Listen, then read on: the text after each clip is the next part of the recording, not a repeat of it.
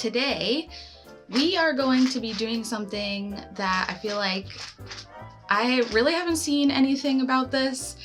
Apparently it's actually like an antique, oh, I should just tell you what it is. They're spun cotton figures or figurines. I was scrolling through Instagram one day, as one does, and in my explore page it just kind of popped up and it was the weirdest video. I'm gonna share like a little bit of it here.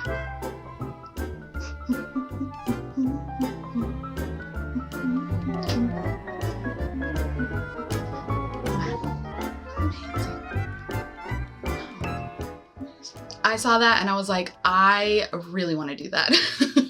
And so I started researching it a little bit, not a ton, because I'm the type of person who just kind of likes to jump right into things. Apparently, it is a Victorian way of making ornaments initially, which I had never heard of, and I like that I'm just naturally attracted to vintage crafts.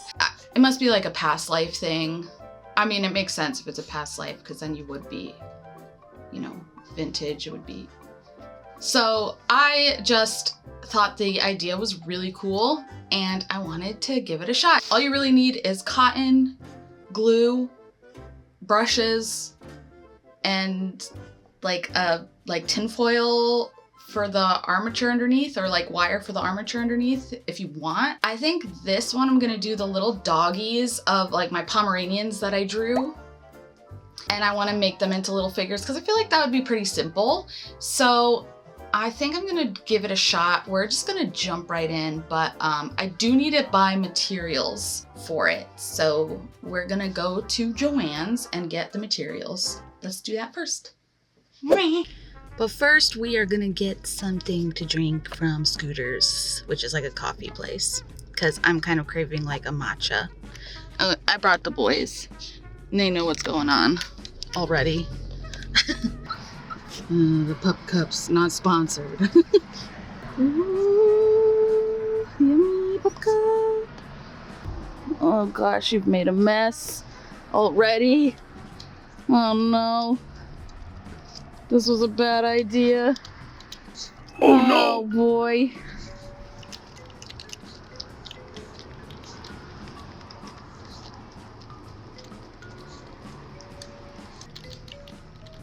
Jeez. Parker's just enjoying his back there. Joanne. I'm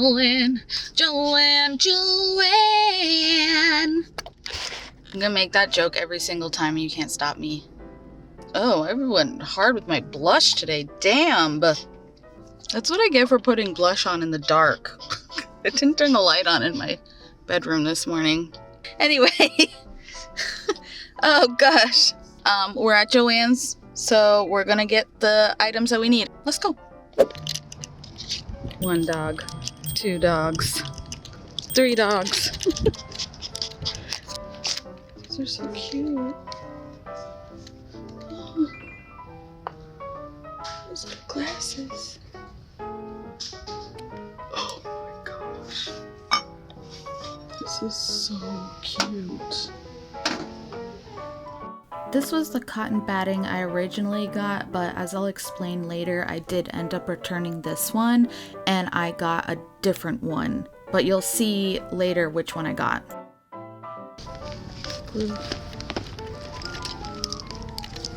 Brushes. Doggies. Okay, we're back. I got materials. I got toasty cotton. So toasty. 100% natural cotton. Everything I was reading said it had to be natural cotton. I'm not sure why. I couldn't find anything saying like why it had to be natural cotton and it couldn't be like polyester. So I got natural cotton batting, and I think the important thing about this, because I had to return the other one that I got, is you should be able to like rip pieces off of it pretty easily, like this. The other one I got could not do this, so I had to return it, but you want it to be like fibrous like this. I tested it by like in the plastic. I kind of just like pulled it a little bit to see if it kind of would come apart. And it did, which is good. Then I got this glue. Apparently it was between this or Elmer's. I saw some people say that this is the better option because you want it to dry clear. I just ended up going with this one just because, I don't know, I just grabbed it. And then I got myself some brushes specifically for this project because they're gonna get gluey and I don't want my other brushes to get ruined. So I got a small fan brush here and then a bigger fan brush and then 2 small square brushes. And then all I need is aluminum to make the interior, like the base. And we're just honestly just gonna jump right into it, I think.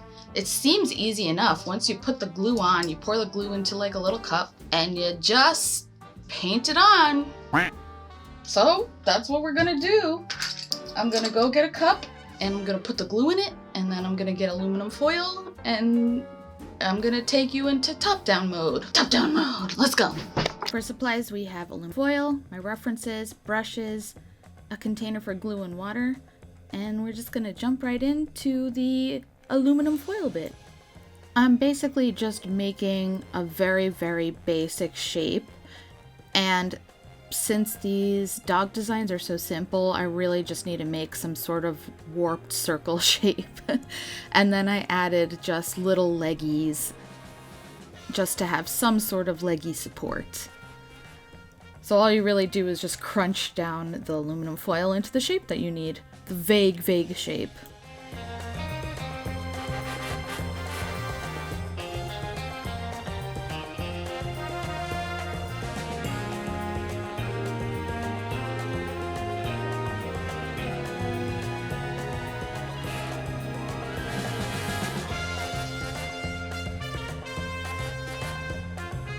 Once the aluminum base was done, I went right in with the cotton batting and I just started ripping it into easily manageable pieces and just kind of gluing it on.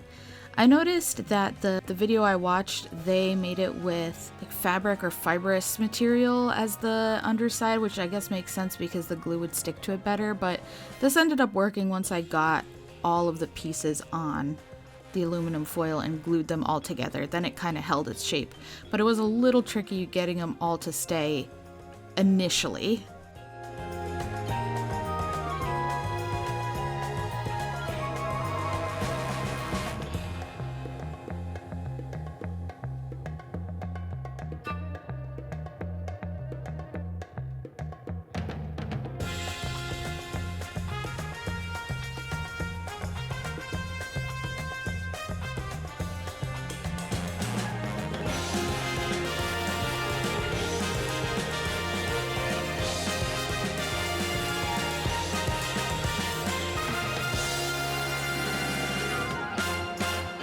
Once I got all of the pieces wrapped around the aluminum foil, I realized that it took forever to dry, so I brought out a hairdryer, and that sped up the process a lot. I totally recommend doing this and drying it between kind of each layer or drying parts of it, because then it makes it easier to handle as well, and you can kind of move faster than just waiting for everything to dry.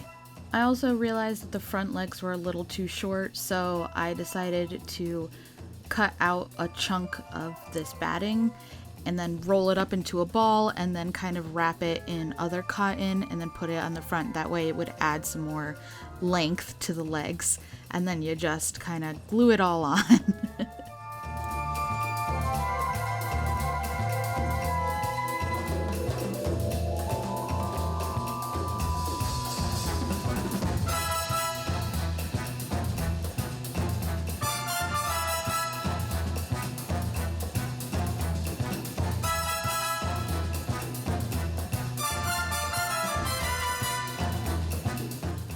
This is kind of the base of where I was getting the general vague shape down, where I kind of wanted the muzzle and then where the legs are and the kind of vague shape for the head.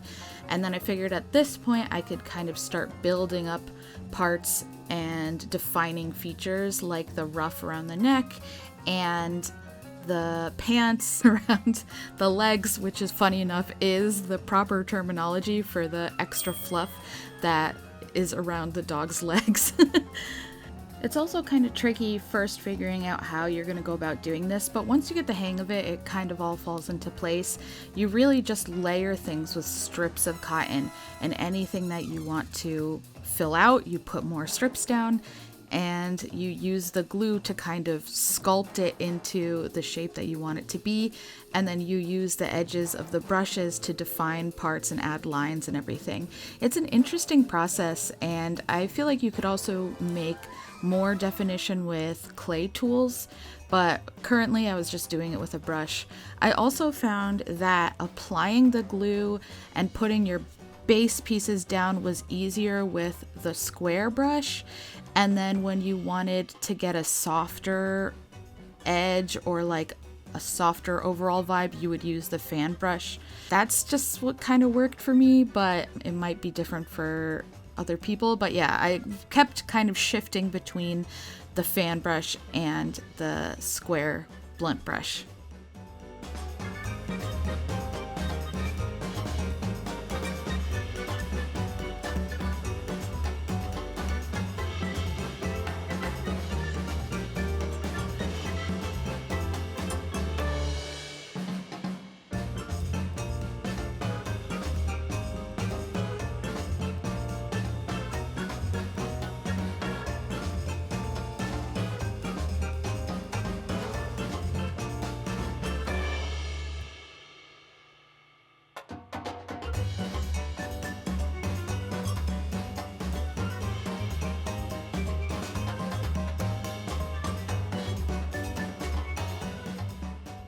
Here you can see I'm starting to define out the head. I'm adding a little more of the cotton to the forehead and the muzzle, and then also shaping as I go, putting in lines where I want indentation, like where the head and the ruff around the neck meet, and then I'm using the smaller brush to start indenting where the eyes are. I'm just blocking in points so I kind of know where to go as I keep adding cotton. If you are crafting this and filming it, make sure you do it out of frame because that really gives it a good authenticity. Anyway, I keep putting them too low in the frame, but the ears were a little tricky at first. I kind of wrapped the cotton up and folded it into a weird triangle shape and then just added glue and just kept adding glue to shape the ear, and then I would add cotton on top and then more glue. It just takes a lot of glue and cotton, glue and cotton.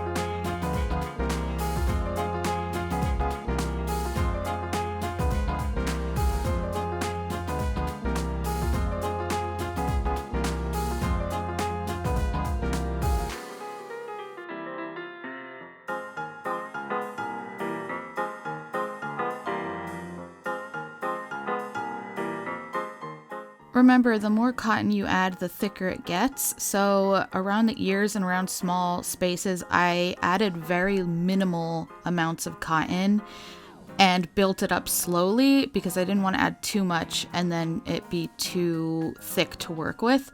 So I just took tiny pieces off to fill in spots that I felt like needed more girth. I also found that you want the consistency of the glue to be a little more watery or a little more liquidy because it goes on easier and it lays easier. So initially when I started, I just had one container of glue and one container of water. But then as I progressed, I poured more water into the glue to mix it around to make it a little more watery. And that way it was easier to apply and easier to like reshape the cotton in ways that I want it to be shaped. But then also having a separate container for water was helpful as well, because there were times where I just needed water to smooth pieces out. Also, I'm not showing it in the video, but I am drying it in between. When I'm working on a section, I'll kind of work on one spot for a little while, and then once I want to move on to another spot, I turn on the hairdryer and I dry that area up enough for me to be able to hold it without it being too sticky and have somewhat of a shell of dry glue on top. And I found that was easier. It also reduced how messy this got. And yeah, this just ended up working best for me. So I suggest drying it in bits and layers as you go.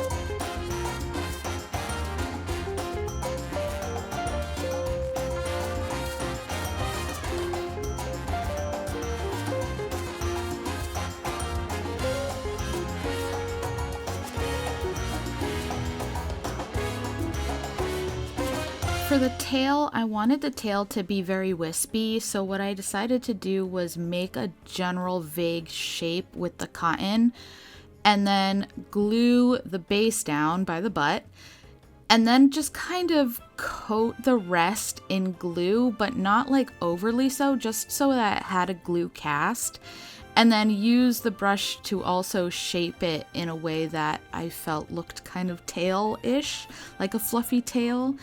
I wanted all of the pieces to be glued to the body, but I also didn't want it to just be like a giant weird lump. So I kind of was softer with my application of glue.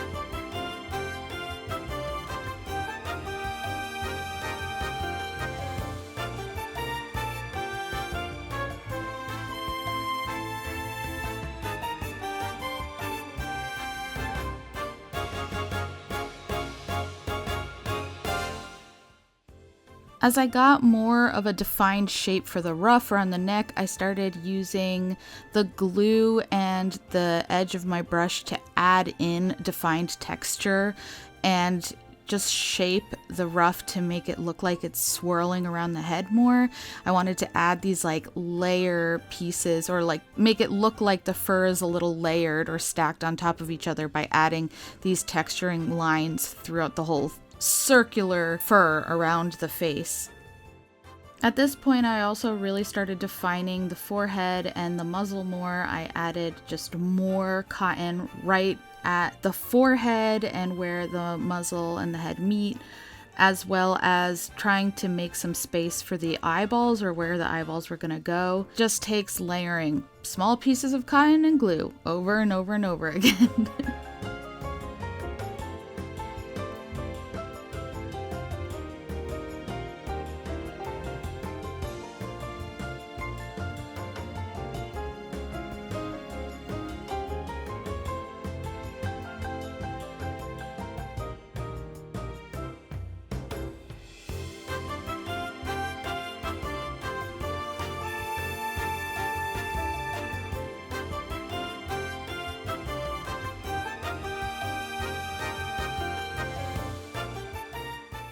For the eyeballs, I took a small amount of cotton, rolled it into a ball, and then just smacked some glue on it. And then I just soaked the whole thing in glue so that it was malleable.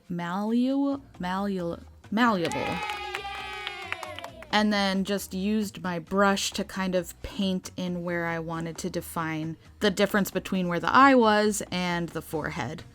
It just took kind of finagling.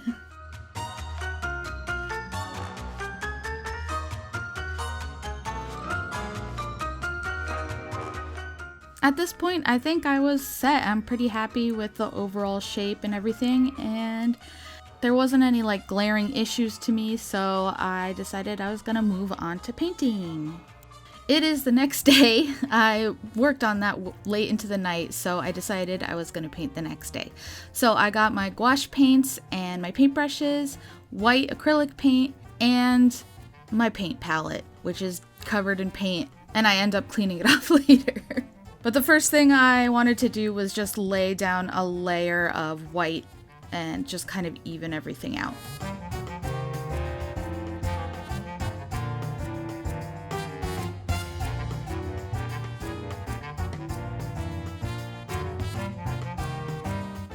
Once he was covered in all white, I went in and started putting down his little brown mask. I realized quickly that the texture makes it kind of hard to paint on, and I think that this type of texture works best with more of a dry brush, or if you want very, very super defined lines, then you have to make it pretty wet, I think. But I am putting down the mask first, and then I kind of go in and dry brush in more texture, so I feel like it works a little better.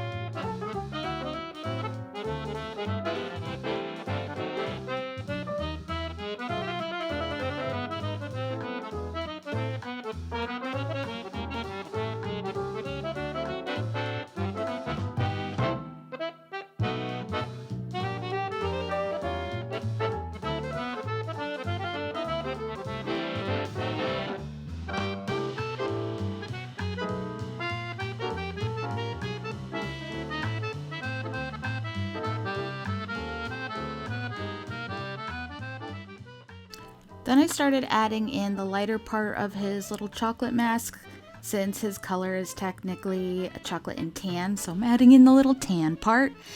I found also that it works better to work with the texture than against the texture, so it takes a lot more shading and dry brushing and kind of blending in lighter colors and darker colors and whites and going in and overlapping stuff. So it took a little bit to figure out exactly how to paint this, but I think in the end it worked out fine. Just a lot of dry brushing, to be honest.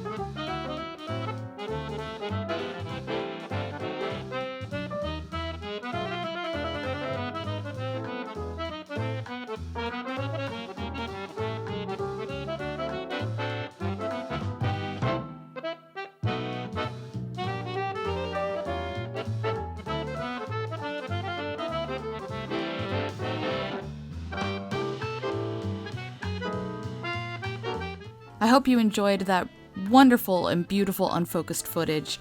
And now we're going to move into just adding the final touch, which is putting some resin on the eyes and nose and curing it. And all I really have is nail polish resin, so that's what I'm using. I need to get some actual craft resin, but it still works the same way. And with that finalized, let's move on to the finished piece.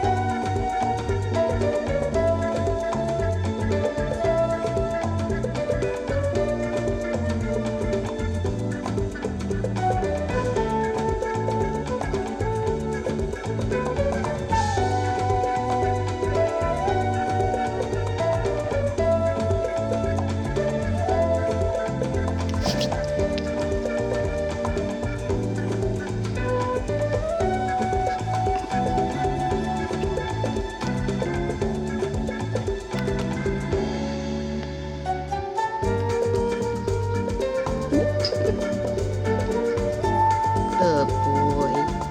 Good boy. What a professional man digging. Good boy. Let's talk about this and all of my feelings on it. Firstly, I think it turned out really cute. It was actually really fun to make. It's kind of relaxing because you're just kind of like putting down cotton and then just gluing it, and I don't know, it's like you can turn on something and easily do it. I feel like it's an easy entry-level craft, kind of. Like, I feel like even kids could do something like this. Maybe not really young kids, but like 8, 9, 10.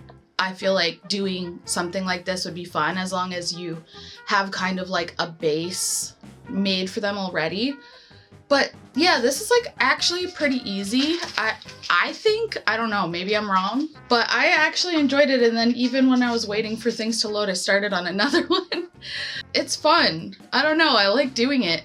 My thought, like when I was working on this, was kind of like, it's similar to clay in a way, but almost as if like you could only sculpt with slabs of clay instead of like a chunk.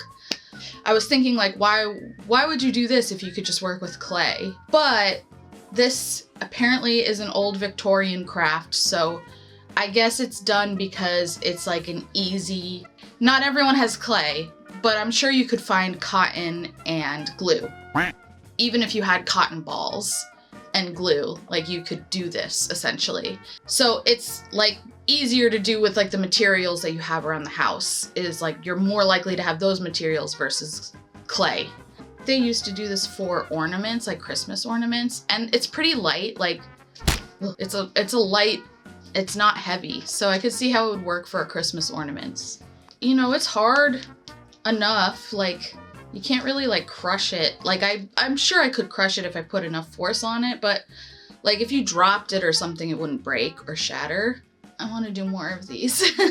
I will say, like, it gives a very distinct texture, and I don't think there's a way to get around the like the lumpy texture. Like, you wouldn't want to make things that you want to be smooth.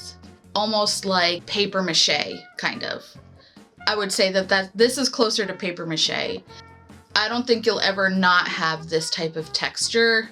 Even the ones that where I've seen people do this, like where they've been doing it for a while, like it still has this kind of texture. So don't go into this thinking that you'll be able to make it really smooth like clay. But I think it works for things like dogs, or like, you know, like if you want it to have that kind of cozy handmade feel, this is definitely, I think, will get you that. So it works for animals because they're fuzzy, so it gives this kind of like fluffy, fuzzy texture. But yeah, I think this was pretty fun. Obviously started another one, and I kind of want to do all 3 of my dogs, or at least like inspired by their colors. I know this isn't exactly what Diglett looks like, but like inspired by their colors. So yeah, I always like little guys. I love like crafting little guys, or like finding little guys out in the wild. Like I just love little guys, and so I get so excited when I can make a little guy, you know? Just a cute little guy. And then I'm making another little guy right here. Why not have 2 little guys? So yeah, let me know down below if you're gonna make a little guy. If you liked this video, maybe you leave a like and subscribe and comment, because it helps me, because it helps with the algorithm and stuff, and helps YouTube realize that I'm making content and that you guys like it. Also, do you guys like my hair? My mom braided it for me. She did my hair today. Like, subscribe. I have links down in the comments below of stickers and everything. I do a monthly sticker club.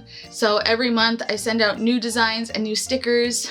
So if you want to be part of the sticker club and get fun art from me every single month, that's a different theme. And then you can also post and see behind the scenes stuff on my Ko-fi. All of the links are down below. And then I also have a merch shop and a print shop. I have separate links for different things because different websites do different things, if that makes sense. So my in-print shop is where I sell prints. My store front shop is where I sell things like my stickers. And then my Ko-fi account is where you can get my subscription. Can you not lick my inside my ear? Thank you. I know that there's a lot of links. I know that's a lot of information, but hopefully it helps. If you sign up, you'd be supporting a small artist's dreams. Okay, that's it. Goodbye. Mwah. Mwah. Mwah. Mwah. Mwah.